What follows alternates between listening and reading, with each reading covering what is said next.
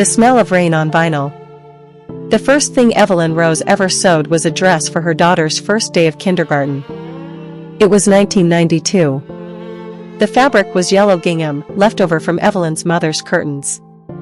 She worked on a Singer machine older than she was, the pedal squeaking like a dying mouse. Her hands, calloused from waitressing double shifts at the Blue Moon Diner, moved with prayer-like precision. The dress had tiny pockets shaped like hearts. Inside one, a note in red crayon. "Mommy loves Lily forever." Lily wore it proudly. Twirled in the schoolyard. Came home with grass stains and a smile that could melt steel. Evelyn was 32 then. Single mother. No child support. Rent due every first. She sewed at night, after Lily slept, making doll clothes to sell at the Saturday market. $10 a dress. Enough for milk and cereal. Lily grew. The dresses got bigger. The notes stopped fitting in pockets. By 2005, Lily was 17. Tall. Beautiful. Angry. She wanted out of their two-room apartment above the laundromat. Wanted New York. Wanted more. "You're holding me back," she screamed one night, slamming the door.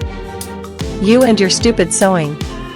Evelyn found the yellow gingham dress in the trash. Ripped at the hem. She cried into it until the fabric smelled of salt and detergent. Lily left for college. Didn't call. Didn't write. Sent one postcard from Manhattan. "Don't wait up." Evelyn kept sewing. For strangers now. Wedding gowns. Prom dresses. Burial shrouds. She moved into a smaller apartment. One room. A hot plate. The Singer machine on a card table. She was 68 now. Alone. The apartment smelled of rain on vinyl, leaky roof, plastic sheets over furniture. Her hands shook when she threaded needles. Arthritis. But she still sewed. Every stitch a prayer. On the wall, a single photo. Lily at 5. Yellow dress. Smiling. He billionaire in the bridal shop. Every Thursday, Evelyn worked at Threads of Grace, a bridal shop in Scranton. She altered hems for brides who never learned to sew. The owner, Martha, paid her in cash and leftover cake. One Thursday, a woman in a mink coat entered. Old. Frail. Diamonds like ice. "I need a dress," she said. "For my funeral." Evelyn didn't blink. Color? White. Like the one I never wore. They talked. Her name was Margaret Vale. Widow. No children. Husband built malls. Died alone. She came every week. Brought Evelyn tea in a thermos. Listened to stories of Lily. "You're a good mother," Margaret said once, touching the yellow gingham swatch Evelyn kept in her purse. "I was," Evelyn whispered. Margaret died in her sleep. 3 months later, a lawyer knocked on Evelyn's door. "Ms. Rose? Margaret Vale left you everything." The envelope. A townhouse in Philadelphia. $22 million in trusts. The bridal shop. A letter. "Evelyn. You stitched love into every dress. I had none. You gave me yours. Use this to remind the world that some tears can't be bought. Only sewn. P.S. The yellow gingham? I kept a square. It's in the townhouse safe. M." Evelyn's hand shook so badly she dropped the letter. The lawyer caught her before she fell. "The auction of my tears." The invitation came in a silver box, delivered by a woman in a pantsuit. "You are invited to bid on the tears of Evelyn Rose. Lot 7, one vial of a mother's grief, collected over 30 years of abandonment. Professionally preserved. No more tears guaranteed. Opening bid, $500,000. Inside, a tiny glass vial. One tear. Label, Lily's 18th birthday, unshed. Evelyn recognized the handwriting on the card. Mom, your crying was always too much. This ends it. Lily. Her daughter was selling her tears. Evelyn called Martha. She arrived with tea and rage. They're bottling your pain? Like perfume? I want in, Evelyn said. On your own tears? I want to bid. Through a proxy. I want to watch them sell my grief, then buy it back. Martha smiled. You're not just rich now, Edie. You're devastating. They built a team. Juno, bridal shop assistant, former foster kid Evelyn taught to sew. Rico, hacker who fixed Evelyn's ancient radio. Delphine, retired forger who made Evelyn a fake ID to attend Lily's graduation Lily never showed. They created Madame Vale, a reclusive couture collector with a voice like smoke. The auction in the cathedral. The auction was held in a deconsecrated cathedral in Brooklyn. Stained glass. Candlelight. The air smelled of incense and desperation. Brides in white sat beside widows in black. Evelyn arrived as Madame Vale, black lace gown, veil over her face, cane with a silver thimble. Juno sat front row, paddle 33. Lily and her husband, Victor, were there. Lily in a white pantsuit, hair platinum, eyes cold. Victor in a tux, scrolling stock prices. The auctioneer, Seraphina Noir, had a voice like a funeral bell. Lot 1, the last breath of a poet. Opening bid, $100,000. Paddles rose. Evelyn sipped chamomile and watched her daughter's face on the projector. Lily looked older. Victor's hand on her knee, possessive. Lot 7 came at dusk. The lights dimmed. A spotlight hit a single glass vial on a velvet pillow. Inside, one tear, suspended in preservative.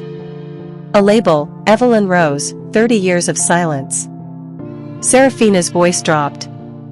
Ladies and gentlemen, we offer a rare relic, the tears of Evelyn Rose. A mother. A seamstress. A woman erased from her daughter's life for 3 decades. One vial of grief. No more tears guaranteed.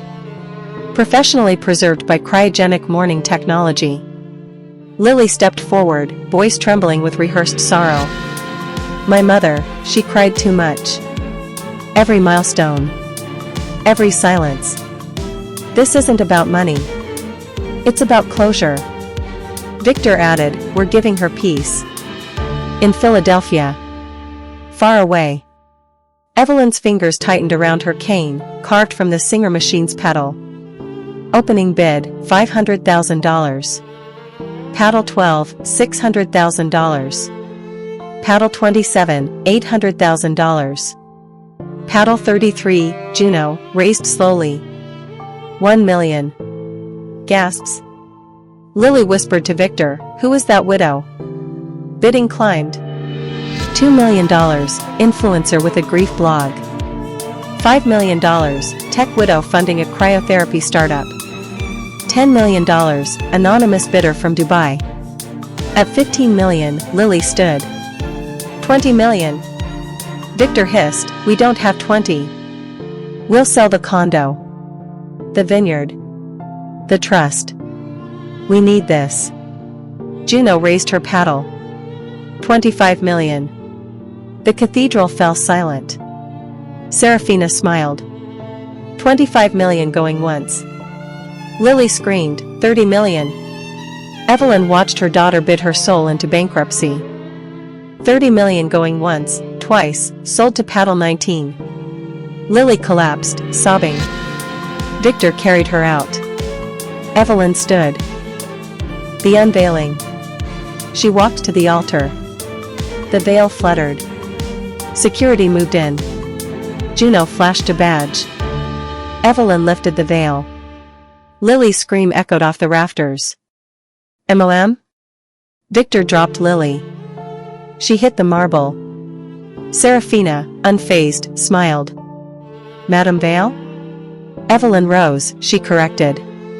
The tears you just sold for $30 million. She turned to the crowd. 30 years ago, my daughter told me I cried too much. So I stopped. I sewed for strangers. Altered wedding gowns for brides who never knew my name. I buried my dreams alone. And tonight, my grief was worth $30 million.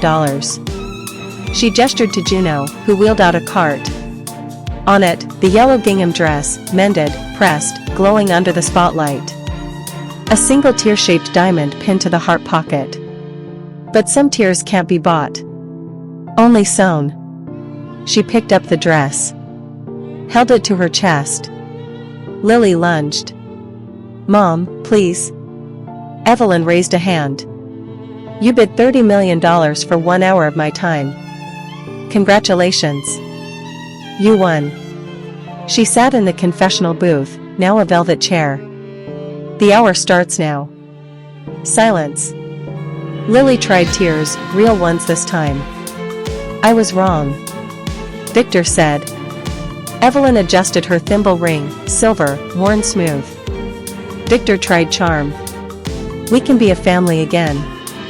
The grandkids. Evelyn examined a loose thread on the dress. At minute 59, Lily broke. I hate you, she sobbed. You're doing this to punish me. Evelyn stood. Placed the yellow dress on the altar. No, darling, she whispered. I'm doing this to free you. You paid $30 million to never have to hear me cry again. Enjoy your purchase. She turned to the crowd. And to the woman who bid $30 million, congratulations. You own my tears. But you'll never own my love. The cathedral erupted in sobs and applause. The dress that stayed. The fallout was devastating. Page 6, Mother unveils $30 million tears, wears daughter's childhood dress. The dress went viral. Hashtag some tears can't be bought trended for weeks. Lily's marriage collapsed. Victor fled to Ibiza. The condo, foreclosed. The vineyard, burned in a wildfire. Lily was last seen sewing in a Brooklyn basement, making doll clothes for $10 each. Evelyn's yellow dress became a symbol. She used the $22 million. The townhouse, Vale's Haven, free sewing classes for single mothers. The bridal shop, Threads of Grace, now a co-op for abandoned women. The auction house? She bought it. Renamed it the Tear Gallery. First exhibit, the yellow dress, the vial, empty, and a sign, tears dry. Love stitches. 1 year later, a package arrived. Inside, a child's dress. Yellow gingham. Heart pockets. A note in crayon. Grandma, I ripped my dress. Can you fix it? Ava, age 6. Enclosed, a plane ticket. Philadelphia. Evelyn smiled. Packed her singer. Some tears couldn't be bought. But maybe, just maybe, they could be mended. Don't forget to like, comment, and subscribe, it really helps. Watch the full video for more details.